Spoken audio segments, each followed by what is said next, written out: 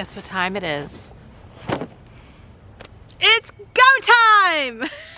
It is time to plant the garden.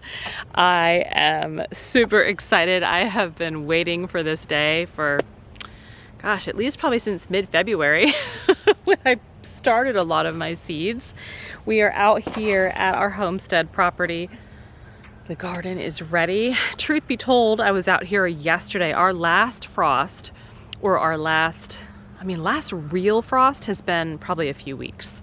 But the last chance for anything in the 40s was 2 nights ago.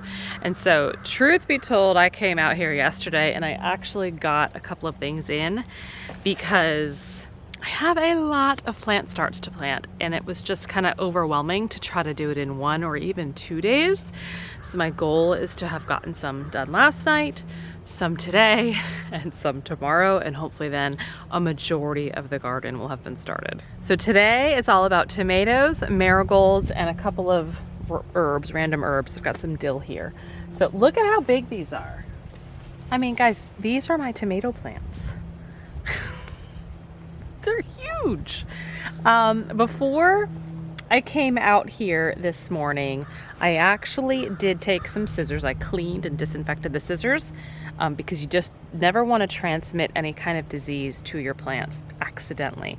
And I trimmed all of the lower branches as well as picked off any of the suckers that were coming, because I just thought that would be a really good time saver for today. And also, when you're planting tomatoes, you really want to get as much of that stem down in the ground. It helps with just better root development and creating a sturdier, healthier plant overall. And so I got all those lower branches off, the suckers off, so today I can just plant. I have 26 tomato plants, a variety of cherry, paste, and slicing. And I have 4 tomatillo plants. And so we're gonna use the trellising system that I had used all last year right here.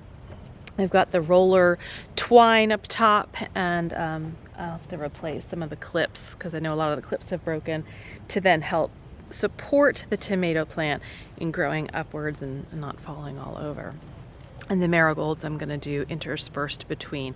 I think I've got, I don't know, 20 something marigolds I'm gonna try to get in there.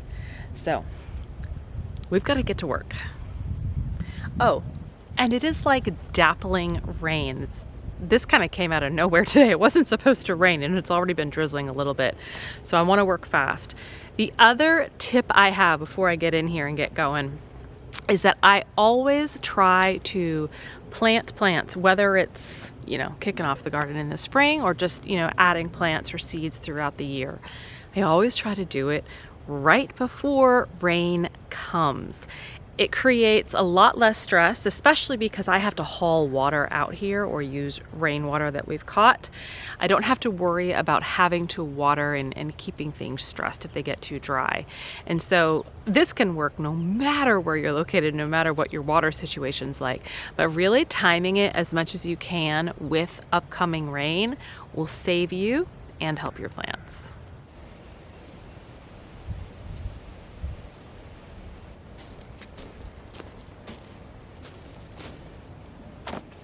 Got a hand shovel, but I'm also fully anticipating that I will need to use my big shovel to dig some of these holes just because my plants are so big.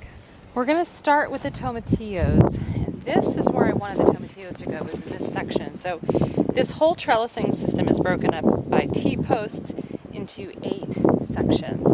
And this first section is gonna be tomatillos. As you can see, I've got some hard-neck garlic here that is doing fantastic. So I just need to kind of figure, I only have 4 tomatillo plants, but I'm gonna try to kind of figure out how to get them through here without hindering the tomatillos or the garlic. The garlic will actually be excellent pest deterrents for the tomatillos. We're gonna do the first one. We're gonna do the first one right here at the edge. Now hopefully the soil is really easy to work with because I've been amending it for the last 2 years. I'm going to very carefully remove that without dumping it all over. Look at all that root development. Looks beautiful.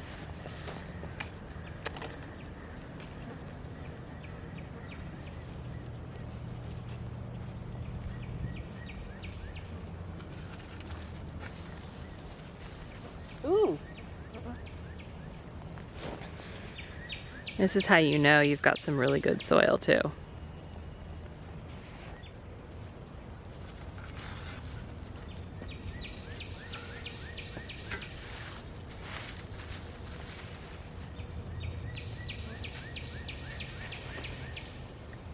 One down, 29 to go.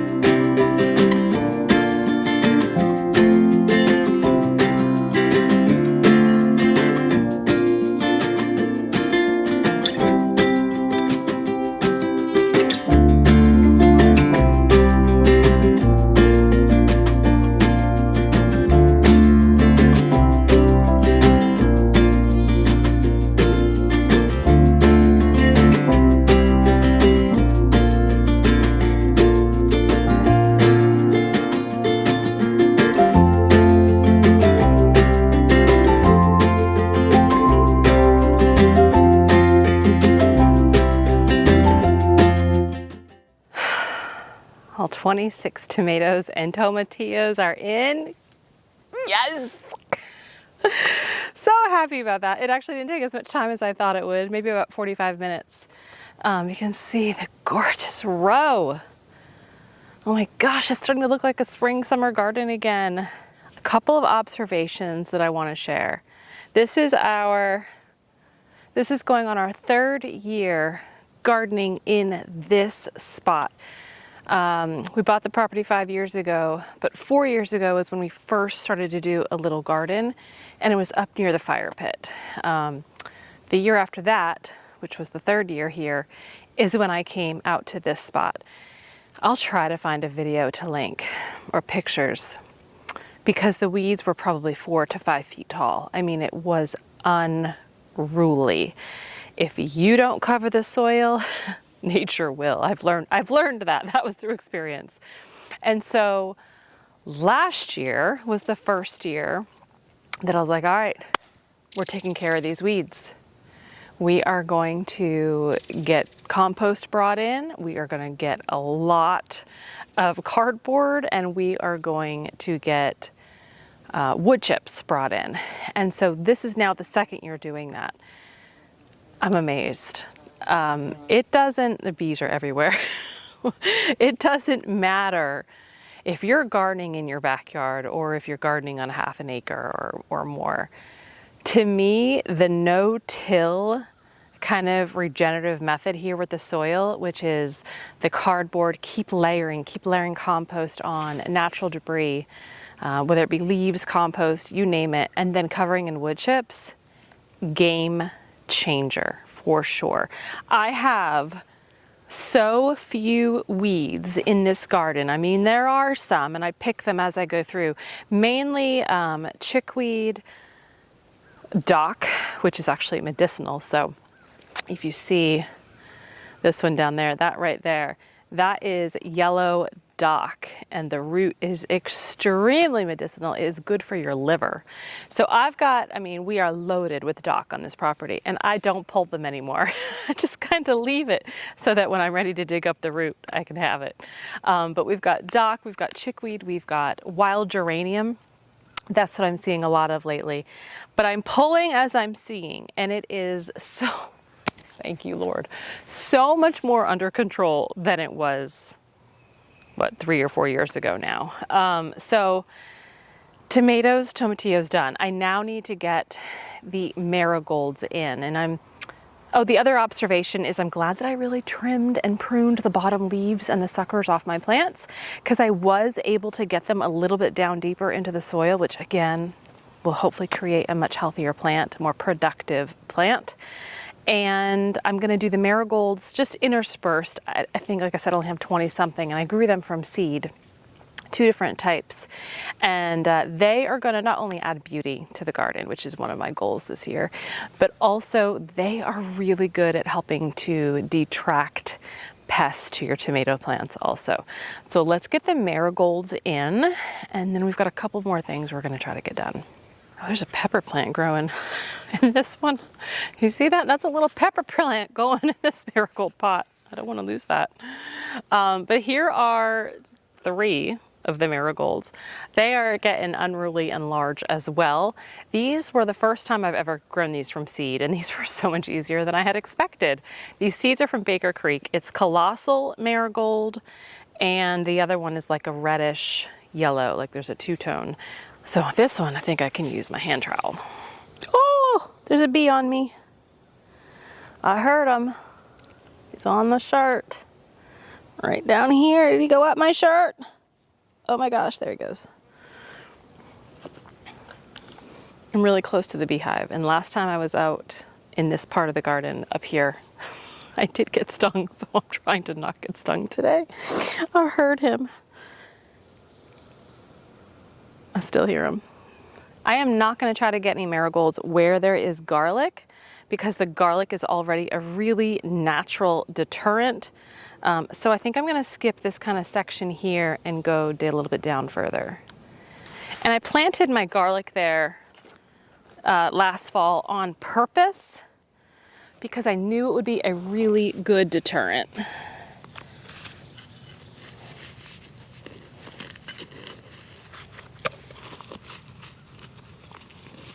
I also forgot my kneeling pad, so I'm doing this crunchy bend every time I get something in the ground, because kneeling on wood chips is not fun at all. All right, there's 2 in here, and this is where that pepper plant is. So I need to save that pepper plant.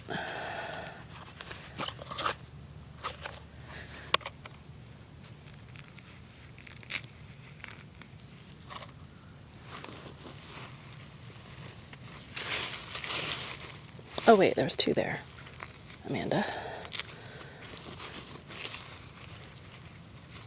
You know, and normally I'll go to Lowe's or a local nursery and I'll buy my marigold plants. That's what I've been doing for years. I will never do that again, because they really were so easy to grow. And for the $5 or $6 that I spent on 2 seed packets, which, by the way, I still have seeds left, so much better of an investment. And I get to choose the varieties I want to grow, which is kind of fun.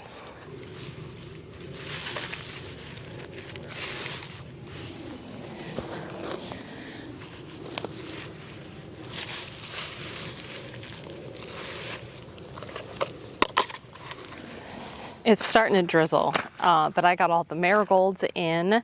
I watered the marigolds, and I got my dill in. The little dill seedlings I had, I watered them. But it's starting to rain, which is not a bad thing. I'm happy about that. One more thing I'm going to do before I go home today.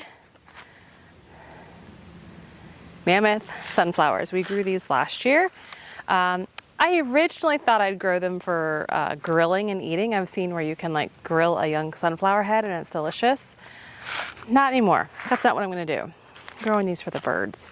When we grew them last year, they were just gorgeous, but it brought so many birds to the garden, which I take as a very good thing, especially with tomatoes and the tomato hornworms, because they will pick those suckers off and take them home for a treat, and that's what I want. I want the birds here so they can get the bugs.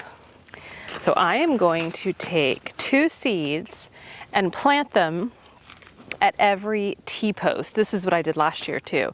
I plant one in the front and then one on the other side. So either side of the T-post, and then eventually if I need to, I can zip tie them or trellis them to the T-post so they don't fall over, because they will get very high.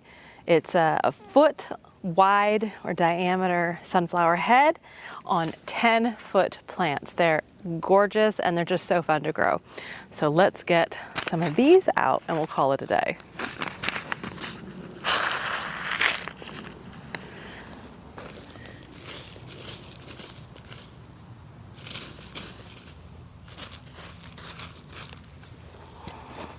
Sunflower seeds are in, so 2, 4, 6, 8. Wait, 2, 4, 6, 8. I had to do one here because of my rug. 9, 11, 13, 15, 17. I don't know if they'll all germinate and come up, but we'll see. So what's left for the garden? I already direct seeded cucumbers. I direct seeded nasturtiums, zinnias, straw flowers. What's left is all of the squash, the summer squash, the winter squash. I don't have any of those seeds started. I'm going to direct seed all of those, and they're going to go on our tunnel here, our trellis tunnel. And then the peppers. And I still have some more flowers and medicinal herbs, but they're not ready to be planted yet. So I'm so excited. Can you feel the excitement? Here's what I'm really excited about, and I hope you'll subscribe if you're not already subscribed, because as the season goes on, I'm going to share how this garden transforms and progresses, and it's kind of cool to see, you know, how things grow, how things flourish, and just how amazing nature and God are. I'll see you next time. Stay healthy, stay well. Bye-bye.